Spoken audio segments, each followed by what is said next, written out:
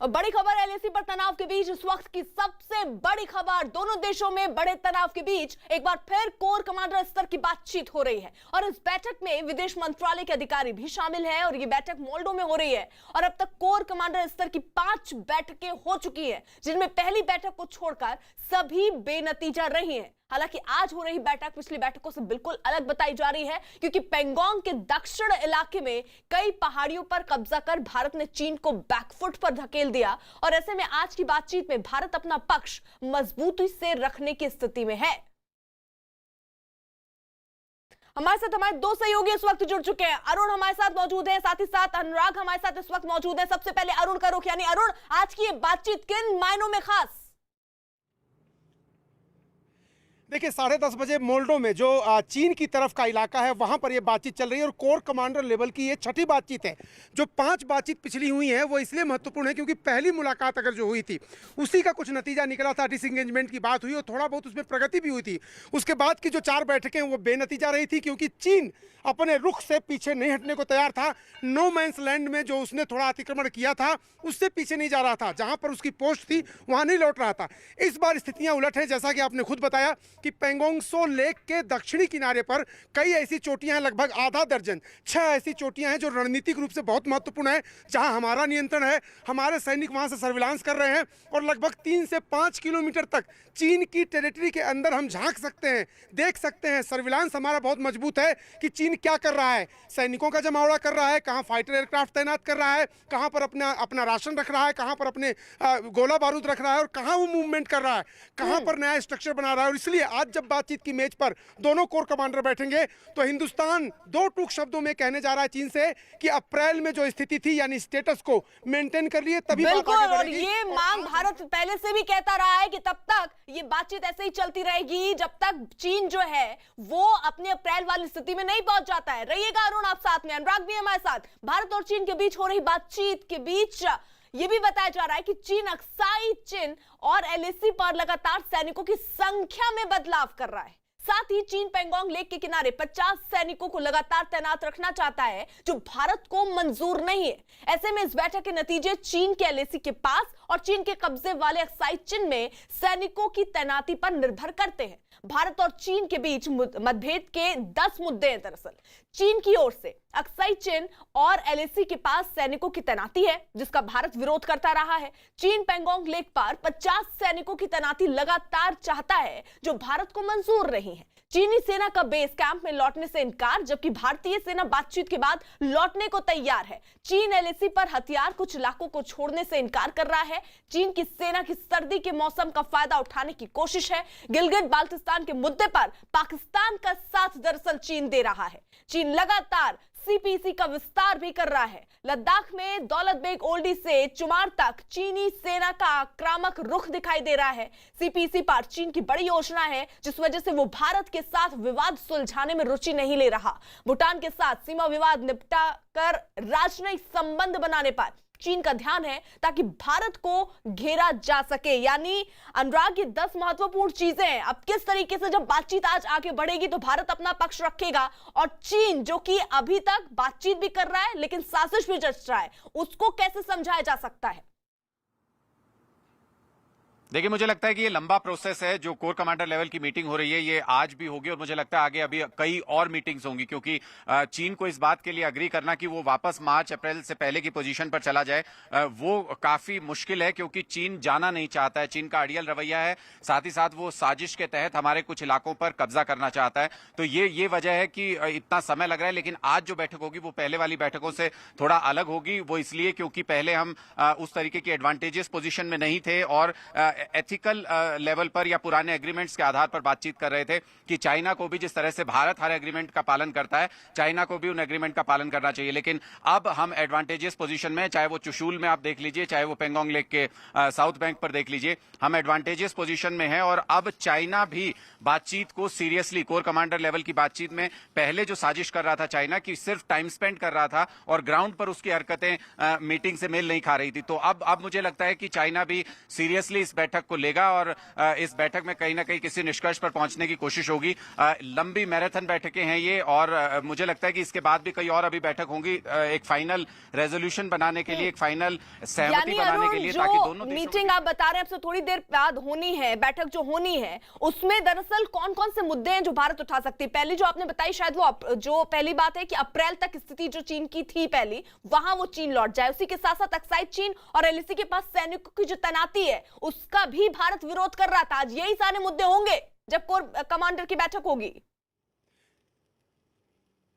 देखिए, सैनिकों की तैनाती का मुद्दा काफी अहम है। हमने देखा है चीन ने अब धोखा दिया है, पाकिस्तान ने 1999 में धोखा दिया। हमारे और पाकिस्तान के बीच ये सहमति थी कि जब विंटर आएंगे, जब बर्फबारी होगी, जब तापमान -30 डिग्री चला जाएगा, तो सियाचिन हो या करगिल का इलाका, हम दोनों प्लेन में चले जाएंगे, वहां पर छोड़ देंगे अपनी पोस्ट। लेकिन किया क्या पाकिस्तान ने? 1999 में पाकिस्तान ने धोखे से उन पहाड़ों पर बर्फ के बीच कब्जा कर लिया और हमें जंग लड़नी पड़ी, तमाम हमारे सैनिक शहीद हुए और फिर हमने उसको रिक्लेम किया। वही काम चीन करना चाहता है। चीन चाहता है कि पेंगोंग सो लेक के आसपास उसके सैनिक बने रहे। हम ऐसा कतई मंजूर नहीं कर सकते, क्योंकि चीन बिल्कुल रोक रही हूं, मैं आपको रोक रही हूं। बड़ी खबर, चीन की साजिशों पर ग्राउंड जीरो से एक ऐसी चौंकाने वाली खबर आ रही है, और यह खबर यकीनन चीन के उस चेहरे से पर्दा हटाती है जिसमें चीन ने यह दावा किया कि वो तो असल में एलएसी पर शांति चाहता है। लेकिन न्यूज 18 इंडिया के हाथ चीन का एक सुपर एक्सक्लूसिव वीडियो लगा, और इस वीडियो के जरिए चीन दिखाने की कोशिश कर रहा है कि कैसे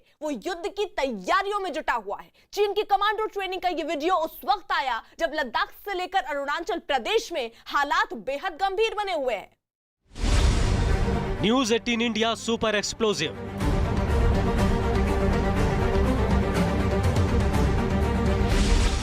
चीन के कागजी शेरों का शक्ति प्रदर्शन।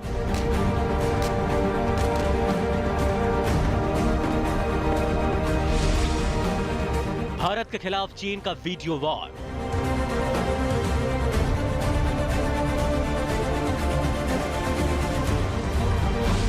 कमांडो ट्रेनिंग का एक्सक्लूसिव वीडियो।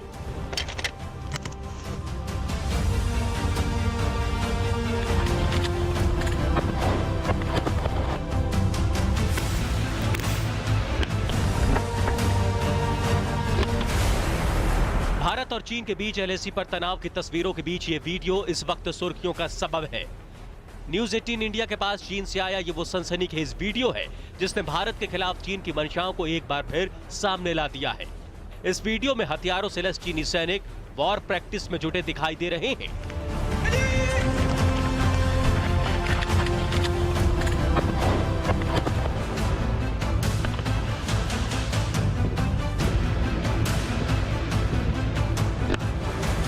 ये चीन की स्पेशल फोर्सेस का वो वीडियो है जिसे चीन की सरकारी मीडिया ने अपनी वेबसाइट पर अपलोड किया है।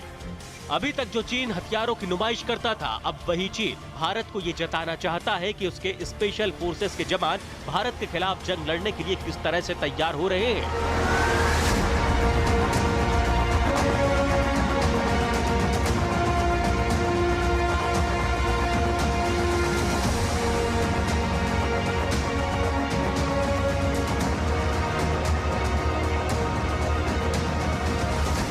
2 मिनट 26 सेकंड के इस वीडियो में चीन के कमांडो कभी भारी बारिश में ट्रेनिंग करते दिखाई दे रहे हैं तो कभी दुश्मन पर निशाना साधने की प्रैक्टिस करते दिखाई दे रहे हैं।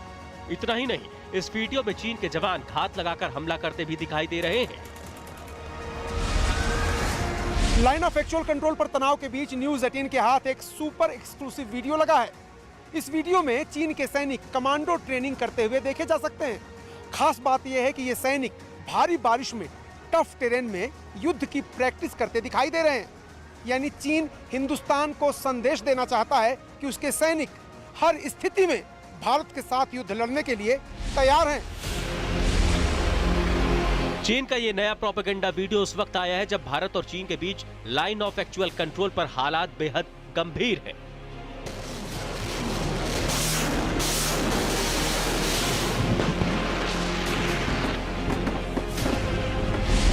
शायद चीन ये भूल गया कि जिस हाइल्ट्यूड के इलाके में चीनी सैनिकों को भी लड़ाई लड़नी है वहां पर तो बारिश ही नहीं होती है,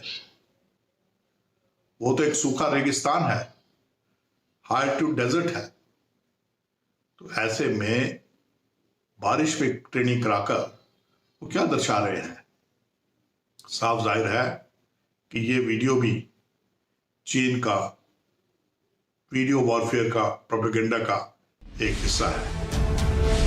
कभी चीन की तरफ से मिसाइलों और टैंकों का शक्ति प्रदर्शन किया जा रहा है, कभी चीन की तरफ से इस तरह के कमांडो ट्रेनिंग का वीडियो जारी किया जा रहा है। चीन का मकसद एकदम साफ है और वो है भारत को न सिर्फ युद्ध के लिए उकसाना, बल्कि इस बात को भी साबित करना कि उसकी तैयारियां युद्ध को लेकर कैसी हैं। वीडियो में दिखाया गया है कि चीन के कमांडो किसी पहाड़ी इलाके में ट्रेनिंग ले रहे हैं। ये ट्रेनिंग भारी बारिश के बीच अंजाम दी जा रही है। वीडियो में चीन के कमांडो अपने साथी का रेस्क्यू कर रहे हैं। इस वीडियो में चीन के कमांडो घात लगाकर हमला करने की ट्रेनिंग ले रहे हैं। इतना ही नहीं, इस वीडियो में ये कमांडो निशाना लगाने की ट्रेनिंग भी ले रहे हैं। चाइना की PLA है, उसका एक बहुत बड़ा ये है वॉर फाइटिंग का एक तरीका है कि इस तरह के वीडियो जारी करके अपने जो एडवर्सरी है उसको ये दिखाना कि PLA है, एक बहुत सशक्त आर्म फोर्सेस है, एक प्रोफेशनल आर्मी है, जबकि ये चीज़ें एक प्रोपेगेंडा की तरह वो दिखाते हैं और सोचते हैं कि शायद वो दहशत पैदा कर दें और अपनी कैपेबिलिटी एंड कैपेसिटी के बारे में लोगों को बताएं। तो इन वीडियो से प्रोफेशनल आर्मी, खास करके भारतीय सेनाओं का ये एक मखौल के तरह देखा जाता है। उनकी जो वीकनेसेस हैं, स्ट्रेंथ के अलावा वीकनेसेस सामने आती हैं, क्योंकि ये वेपन ट्रेनिंग इस तरह से होती नहीं। दरअसल चीन की फौज को दुनिया में कागजी शेरों के तौर पर जाना जाता है, यानी जो आंकड़े में तो बहुत है, लेकिन जब बात शक्ति प्रदर्शन की आती है तो चीन के जवानों को मुंह की खानी पड़ती है। लद्दाख की गलवान घाटी में भारतीय सेना के हाथों पिटने के बाद 29-30 अगस्त की रात पेंगोंग झील के दक्षिणी किनारे पर चीन को करारा जवाब दिया गया।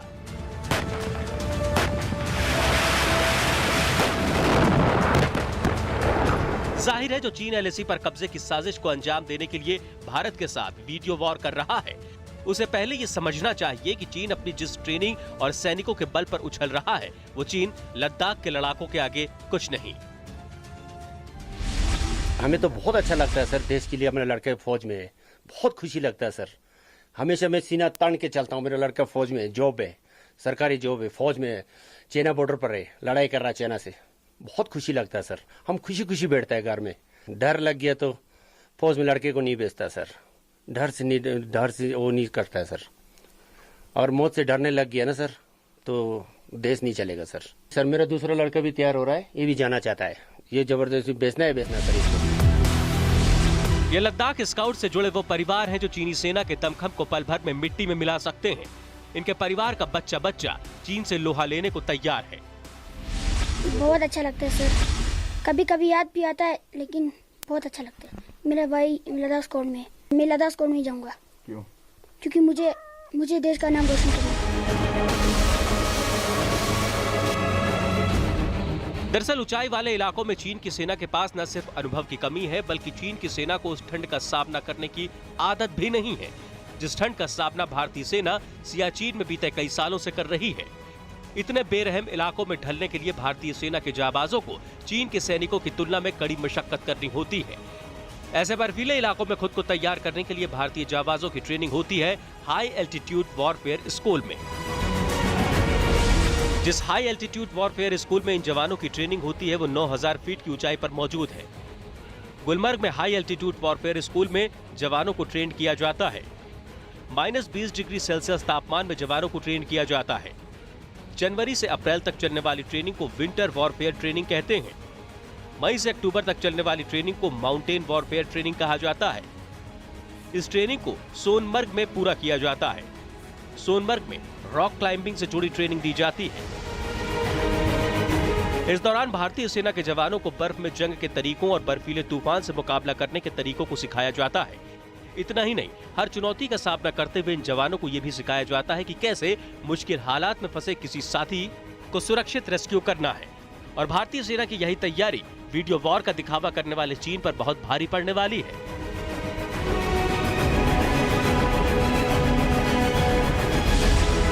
जहां तक हाई एल्टीट्यूड का सवाल है, भारतीय सैनिकों को पहले तो हाई एल्टीट्यूड वॉरफेयर स्कूल के अंदर हाई एल्टीट्यूड वॉरफेयर की ट्रेनिंग दी जाती है। यूनिट्स को कोर बैटल स्कूल्स और डिप बैटल स्कूल्स में इंडक्शन होने से पहले या उस इलाके में जाने से पहले एल्टीट्यूड वॉरफेयर की ट्रेनिंग दी जाती है। उसके बाद ऑन जॉब ट्रेनिंग बहुत जरूरी है।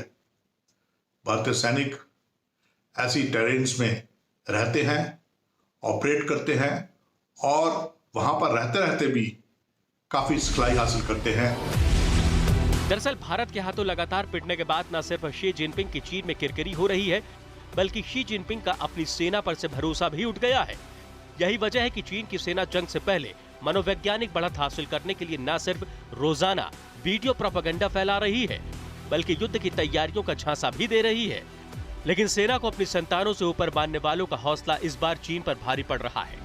बहुत सामान्य, बहुत प्यार है जी इनसे, मतलब इनसे ज्यादा तो अपने मतलब बाल बच्चे से ज्यादा हमको सैनिक को मानते हैं जी।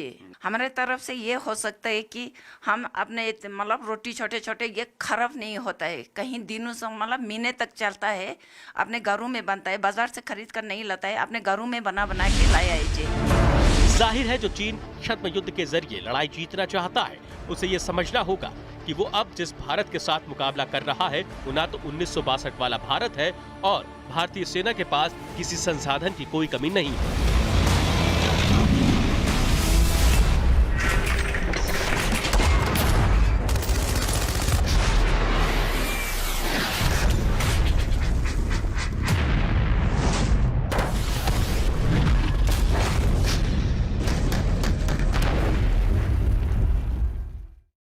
दरअसल एलएसी पार चीन की उकसाने वाली हर हरकत का जवाब देते हुए भारतीय सेना के पिछले 3 हफ्ते में 6 नई और अहम चोटियों पर कब्जा जमा लिया है। पेंगोंग के दक्षिण इलाके में कई पहाड़ियों पर कब्जा कर भारत ने चीन को बैकफुट पर ढकेल दिया है और बीते 3 हफ्ते में भारतीय सेना ने एलएसी के पास 6 नई चोटियों पर कब्जा किया है। 29-30 अगस्त की रात को भारतीय सेना ने पेंगोंग के दक्षिण इलाके में कई अहम पहाड़ियों पर कब्जा कर दिया था, जिनमें गुरुंग हिल, मगर हिल, रेजांगला, रखीनला और मुकपारी की चोटियां भी शामिल है। चीन की बढ़ती हरकत को देखते हुए भारतीय सेना ने पेंगोंग के फिंगर फोर की पहाड़ियों पर चीन की पोस्ट से ऊपर अपनी पोस्ट तैयार की है, जिसके बाद चीन के हर कदम पर अब नजर रखना दरअसल आसान हो गया है। अरुण, यानी अब चीन जो भी चाल चलेगा या क्या चीन की मूवमेंट होती है, हरकतें होती है, उस पर भारत की पैनी नजर होगी। देखिए, 2 बातों में फायदा हुआ है हिंदुस्तान को। जो बड़ी चोटियां हैं साउथ पेंगोंग इलाके में, उन पर भारतीय सेना के नियंत्रण से 2 फायदा। एक तो बातचीत की टेबल पर जब हम गए हैं आज, तो हम अपर हैंड पे हैं, हम फ्रंट फुट पे खेल रहे हैं, इसलिए क्योंकि चीन पहले जो नॉर्थ बैंक है उसके आसपास अतिक्रमण करके बैठा हुआ था। उसको लगता था कि हम नेगोशिएट करेंगे, हम पीछे नहीं हटेंगे, हिंदुस्तान को और पीछे कर देंगे। अब हिंदुस्तान के पास एक प्लस पॉइंट ये है कि साउथ पेंगोंग सो लेक के इलाके में 6 चोटियां हैं, आधा दर्जन ऊंची चोटियों पर हमारा कब्जा है। हम वहां से चीन की गतिविधियों को मॉनिटर कर सकते हैं। तो मुझे ऐसा लगता है कि बहुत बड़ी रणनीतिक एक तरह से हमारे पास ये जरूर एडवांटेज है कि जिससे हम चीन को झुका सकते हैं। और आज की बातचीत जो हो रही है उसमें जो सूत्रों के मुताबिक खबर मिल रही है, हिंदुस्तान ने 2 टूक शब्दों में कहा है चीन से कि यहां वहां की बात छोड़िए, मुद्दे पर आइए, अप्रैल वाली स्थिति में, यानी स्टेटस को बरकरार रखिए, तभी बात बिल्कुल। यानी अनुराग, अब जो हमारी पोजीशन है वो और ज्यादा स्ट्रांग हो रही है और इसलिए आज की जो बैठक है वो बहुत महत्वपूर्ण हो जाती है। यानी भारत जो है वो और दबाव बना पाएगा चीन पर। देखिए बिल्कुल, क्योंकि भारत ने अभी तक अपनी कंडीशंस रखने की बजाय जो हाल तक के एग्रीमेंट हैं भारत और चाइना के बीच में, उनका हवाला देकर के हमेशा ये कहा है कि आप अपनी पुरानी पोजीशन पर वापस जाइए। लेकिन अब अगर रणनीतिक तौर पर भी देखें तो रणनीतिक तौर पर अपर हैंड हमारा है और बहुत सारी ऐसी पोजीशंस पर हम मौजूद हैं जहां से चाइना की चौकियां नजर आती हैं, जहां से चाइना का जो रसद का रूट है, वो जो सड़क है वो नजर आती है। तो वो परेशानी का सबब होता है हमेशा दूसरी आर्मी के लिए। अगर आपकी पोजीशंस एक्सपोज्ड हैं तो आप उसकी वजह से परेशान होते हैं और इसी वजह से चीन पिछले कुछ दिनों से परेशान है और शायद आज वो लॉजिकल तरीके से इस बात को समझ पाएगा कि भारत पिछली 5 जो मीटिंग्स हुई हैं उनमें क्या शर्त रख रहा है और किस तरीके से डिसएंगेजमेंट की बात कर रहा है। बिल्कुल अनुराग, रही है हमारे साथ बड़ी खबर, सबसे बड़ी खबर चीन से जुड़ी हुई है। अब से कुछ देर पहले भारत और चीन के बीच 6ठे दौर की कमांडर स्तर की बातचीत शुरू हो गई है और ये बातचीत एलएसी पार चीन के इलाके में मोल्डो में हो रही है। और इस बीच खबर ये कि 6 चोटियों पर भारत के कब्जे के बाद चीन अब भारी दबाव में हैं और इसी वजह से उसने अपने इलाके में बातचीत के लिए बैठक बुलाई है। लेकिन इतना तय है कि ये बैठक पूरी तरह से भारत की शर्तों पर हो रही है, जिसमें भारत साफ साफ कहेगा कि चीन अप्रैल से पहले वाली स्थिति में लौटे। चीन का घमंड हुआ चकनाचूर।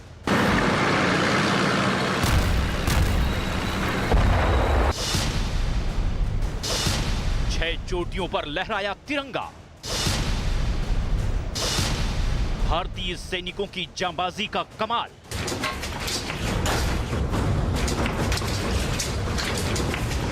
Number 4 fire.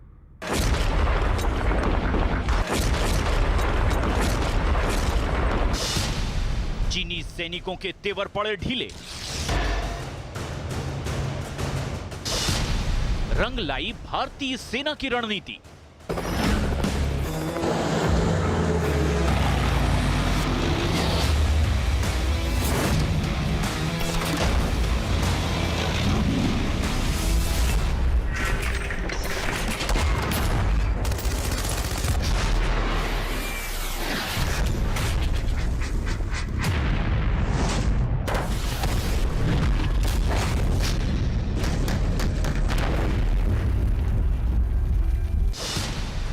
बातचीत को मजबूर हुआ चीन।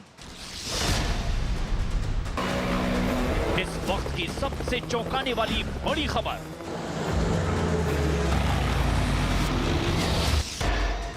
खबर सामने आई है LAC से, क्योंकि यहां भारत की फौज के आगे चीन करीब करीब चारों खाने चित हो चुका है।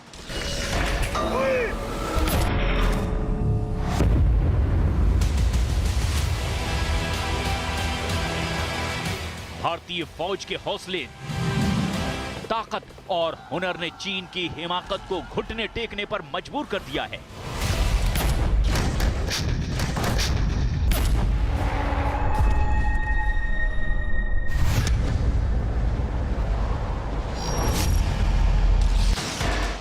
पेंगोंग इलाके में हिंदुस्तानी फौजियों ने वो कर दिखाया जिसके बारे में सोचकर भी चीनियों के होश फाख्ता हो जाते हैं। पिछले 4 महीने से बातचीत का दिखावा कर रहे चीनियों को अब घुटने के बल चल करके भारत के सामने बातचीत की गुजारिश करनी पड़ रही है। हर समय 1962 जैसी जंग की धमकी देने वाले चीन को अब समझ में आने लगा है कि ये बदला हुआ हिंदुस्तान है और इससे बचकर रहने में ही भलाई है।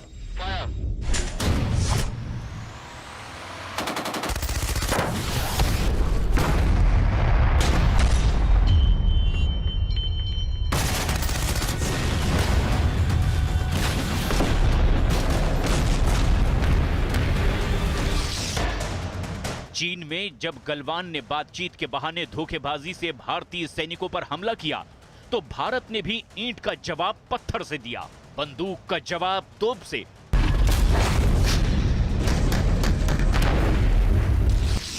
और धोखेबाजी का जवाब चतुराई से दिया गया। भारत ने अपनी रणनीति में तेजी से बदलाव किया। नतीजा यह हुआ कि चीन को भारत से बातचीत करने के लिए नाक रगड़नी पड़ रही है। भारत और चीन के बीच कोर कमांडर स्तर पर 5 बार बातचीत हो चुकी है। पहली बैठक को छोड़ दें तो उसके बाद सारी बैठकें बेनतीजा रही हैं। लेकिन आज हिंदुस्तान चीन के सामने जब बातचीत की टेबल पर बैठेगा तो उसका पलड़ा भारी होगा, क्योंकि पेंगोंग सो लेक के दक्षिणी किनारे पर कई चोटियों पर हिंदुस्तान ने अपना नियंत्रण कर लिया है और चीन को बैकफुट पर धकेल दिया है। आज की बैठक में हिंदुस्तान चीन से 2 टूक कहने जा रहा है कि उसे अप्रैल वाली स्थिति में लौटना होगा। असल में चीन के घुटने टेकने की सबसे बड़ी वजह है LAC पर मौजूद भारत की मजबूत पोजीशन, क्योंकि जहां भारतीय फौज डेरा डाले बैठी है, वहां से चीन की PLA पर हर हरकत नजर आ रही है। लद्दाख की LAC की 6 ऐसी चोटियां हैं जहां भारत का तिरंगा आसानी से देखा जा सकता है और इन्हीं चोटियों की वजह से चीन के हाथ पांव फूले हुए हैं। पेंगोंग और स्पंगुर की कई चोटियों पर भारत का कब्जा। भारतीय फौजियों के एक्शन से चीनी सैनिक बेहाल। LAC पर चीन की सबसे बड़ी हार। भारत का 6 चोटियों पर कब्जा। 29-30 अगस्त की रात को भारत ने गुरुंग हिल, मगर हिल, रेजांगला, रेकिनला, मुखपारी और फिंगर 4 की चोटियों पर कब्जा कर लिया। ये चोटियां पैंगोंग के दक्षिण में चुशुल सब सेक्टर का हिस्सा हैं। इसी इलाके में स्पांगुर गैप और चुशुल घाटी है। इस इलाके की कई चोटियों पर भारतीय सेना तिरंगा फहरा चुकी है। ये सारी चोटियां वही हैं जहां 1962 में भारत चीन के बीच जोरदार जंग हुई थी।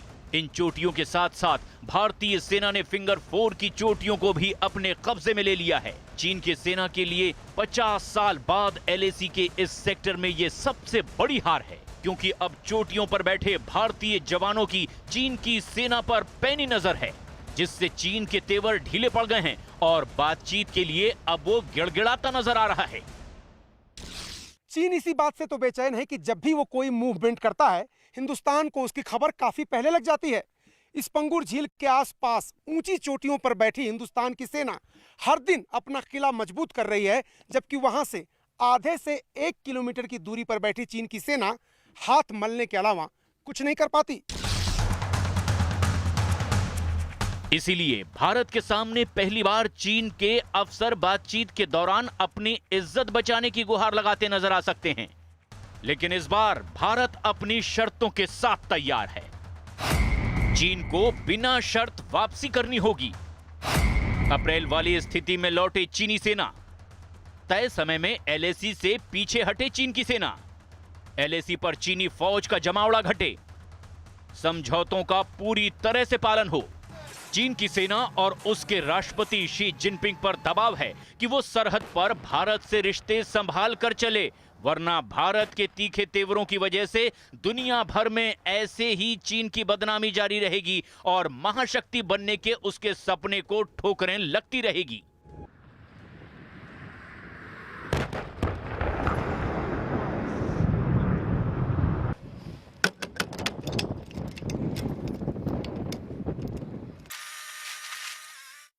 भारतीय सेना ने चीन को सबसे बड़ा झटका ब्लैक टॉप पर दिया और 29-30 अगस्त को ब्लैक टॉप से चीनी सेना को खदेड़ दिया। और उस ऑपरेशन को भारतीय सेना ने कैसे अंजाम दिया, इसकी पल पल की गवाह सेरिंग युडोल ने न्यूज 18 से बात करके दी। उन्होंने बताया कि किस तरह बहादुरी से भारतीय सेना ने चीनी सैनिकों को ब्लैक टॉप से खदेड़ा। इसके बाद भारतीय सेना की नई पोस्ट तक सप्लाई लाइन बनाने में 2 दिन का समय लगा, जिस दौरान गांव की 10 लड़कियों ने जवानों के लिए खाना और पानी पहुंचाया। 30 तारीख को हमारा एक जवान भी वहां पर शहीद हुआ। क्या आप लोगों ने कुछ धमाका, कुछ शोर, इस तरीके की कोई हलचल 30 तारीख को किस तरीके से सुनी थी? सर, मैंने खुद ने उस शाम के 5-6 बजे के मतलब आसपास के थे, मैंने खुद ने नहीं सुना। गांव वाले बोल रहे थे कि हम किसी ने माइंड का वो ब्लास्ट सुना बोल के। हाँ जी सर, वहाँ पे ऐसे मतलब माइंड ब्लास्ट हुआ है। तो हमें मतलब होते थे, मतलब पहले वहाँ पे जंगली घोड़े होते थे, ऐसे मतलब वो माइंड में चले जाते तो ब्लास्ट होते थे। उस दिन तो फिर माइंड का ब्लास्ट होना फिर अलग था सर वो। और ये किस जगह के आसपास ये ब्लास्ट हुआ था? ये गुरुंग हिल बोल के एक पहाड़ है, उसके आसपास ही हुआ था सर। हाँ जी, ब्लैक टॉप के बिल्कुल नीचे है सर। वो ब्लैक टॉप के बिल्कुल नीचे? जी सर। आप लोगों को क्या जानकारी थी गांव में? जैसे गांव के लोगों को ये जानकारी थी कि चीन के जो सैनिक थे वो कहां तक आ गए थे, क्या वो आगे बढ़ रहे थे ब्लैक टॉप के आसपास? ये तो शायद ऐसे मतलब मालूम हो रहे थे कि आर्मी वालों के कि मतलब कुछ हो रहा है हलचल, चाइना वाले कुछ हलचल कर रहे, तभी तो मतलब कॉन्वॉय मतलब अचानक से आना शुरू हो गया था। हमें गांव वालों का तो कुछ ऐसे मतलब पता नहीं था कि क्या हो रहा है क्या नहीं हो रहा है। जैसे हमने आर्मी के कॉन्वॉय आने शुरू हो गए ना सर, तब हमें पता लगा कि वहाँ पे चाइना वाले अब हमारे मतलब आसपास आ चुके थे सर। तो ये कहाँ तक जानकारी थी कि चाइना वाले कहाँ आगे बढ़ रहे थे जिस वक्त ये अचानक ये सब कॉन्वॉय आने हमारे शुरू हुए? चाइना वाले जो ब्लैक टॉप के बिल्कुल नीचे मतलब पहुंच चुके थे सर। उस मतलब 30 तारीख के शाम मतलब दोपहर के टाइम था सर। हाँ जी। तो उसके बाद ये कॉन्वॉय आए तो फिर क्या हुआ? फिर हमारे सेना ने किस तरीके से, क्या वो वापस चले गए चीन के सैनिक या वहीं रुके रहे? नहीं सर, फिर उसके बाद क्या हुआ, हम भी मतलब अपना दूरबीन लेके मतलब देख रहे थे कि क्या हो रहा है। तो आप लोग गांव से दूरबीन से देख रहे थे सब? हाँ जी सर, दूरबीन से सब कुछ दिख रहा था ना सर, तो हमने देखा अब पूरा फौजी आ चुके थे, कॉन्वॉय आ गए थे, फिर उसके बाद चाइना वाले फिर अपना ब्लैक टॉप के ऊपर वापस चले गए थे सर। हाँ जी। तो किस तरीके से हमारा नंबर उनसे ज्यादा हो गया था, हमारे लोग उनसे ज्यादा हो गए थे इसलिए वापस चले गए? उतना मुझे इतना नहीं मालूम कि पहले देखा हमने 15-20 के करीब तो था वहाँ पे चाइनीज ना सर। हमारे आर्मी जो है बहुत सारे थे, तो इसकी वजह से भी लग रहा था कि हाँ चाइना वाले हमारे आर्मी को देख के ना चले गए होंगे वापस शायद। फिर ये कहा जाता है कि 30 तारीख को एक बड़ा ऑपरेशन था भारत की तरफ से। क्या 30 तारीख की रात को भी किसी तरीके की हलचल थी जो आप लोगों ने वहां पर देखी, जो कोई सेना का मूवमेंट या कोई हेलीकॉप्टर इस तरीके से?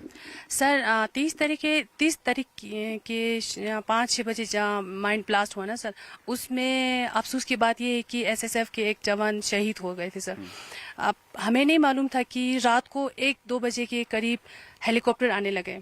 2 हेलीकॉप्टर भी, एक नहीं था सर, 2 था। तो फिर से मतलब दिन का हलचल देख के गांव वाले ऑलरेडी डरा हुआ तो था। फिर अचानक से फिर हेलीकॉप्टर आना शुरू आया तो और भी ऐसे डरावना था सर।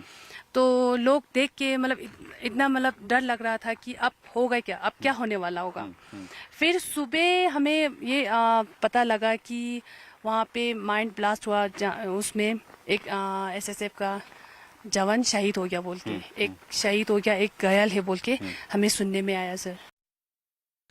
और इस वक्त की बड़ी खबर आ रही श्रीनगर से, जहां नौगाम सेक्टर में आतंकियों ने सुरक्षा बल के काफिले पर हमला कर दिया। सुरक्षा में तैनात CRPF के जवानों पर आतंकियों ने गोलियां बरसा दी, लेकिन इस हमले में जवान बच गए। इसके बाद पूरे इलाके को बंद कर दिया गया और CRPF के साथ सेना के जवानों ने आतंकियों की तलाश में सर्च ऑपरेशन चलाया।